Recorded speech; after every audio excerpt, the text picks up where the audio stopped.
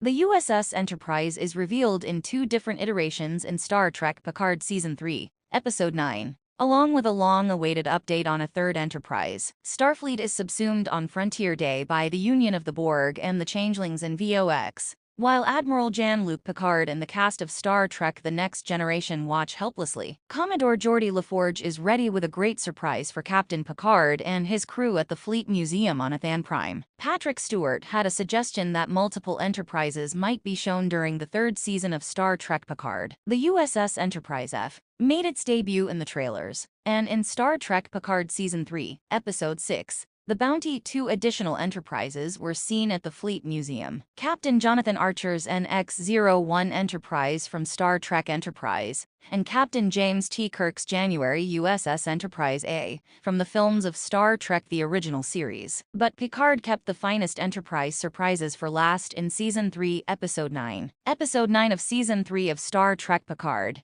features the USS Enterprise-D's return. Star Trek The Next Generation's flagship, a sight for sore eyes, was obliterated in Star Trek Generations, but Geordi revealed that he had painstakingly repaired the D at the Fleet Museum's Hangar Bay 12 during the previous 20 years. Due to the Prime Directive, the D's saucer part was removed from Veridian 3, while the engines and nacelles for the new Star Drive section were transferred from the USS Syracuse. With its brilliant lighting and carpeting in contrast to the dim interior of the USS Titan A, the Enterprise's bridge is just as ideal as it ever was. The Galaxy-class Enterprise-D has returned to the skies after nearly 30 years. In order to protect the Galaxy from the Borg and the Changelings, a card in the TNG crew's final and best option is the Enterprise-D. Due to the Armada's networked ship's ability to congregate in fleet formation, the Borg were able to assimilate Starfleet. The Enterprise is not connected to Starfleet's modern system. Therefore, the old D is analog. In contrast, the Enterprise-D is still outmatched against the contemporary Starfleet,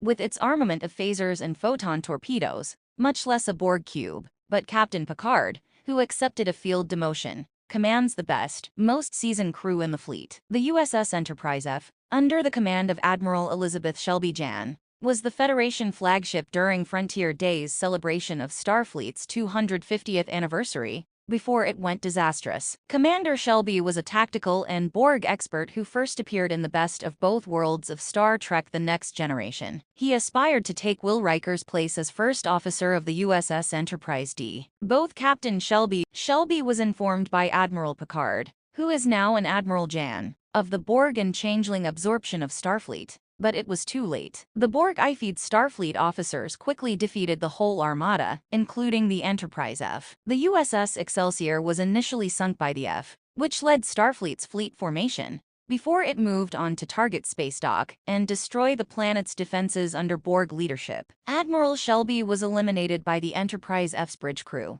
after they were transformed into Borg drones, ironically demonstrating Shelby's stupidity for supporting fleet formation, a system that is eerily similar to the Borg. What became to Worf's Enterprise-E from the Star Trek TNG movies? Star Trek Picard Season 3, Episode 9, revealed a startling fact about the US Enterprise-E, which is the ship in the middle, along with the Enterprise-D and Enterprise-F. The close buddies of Captain Worf looked at him accusingly, as Geordi remarked that it was a shame they couldn't use the E and its better weaponry systems to combat the Borgified Starfleet. The Klingon justified himself in a funny way. "That was not my fault." In Star Trek First Contact, the Sovereign-class USS Enterprise-E, which was created particularly to combat the Borg, made its debut. In the movies Star Trek Insurrection and Star Trek Nemesis, Captain Picard oversaw the Enterprise-E. The background of Star Trek Picard Season 1 revealed that Picard left the Enterprise in the 2380s, when he was given the responsibility of leading the Federation's effort to save the Romulan people from their sun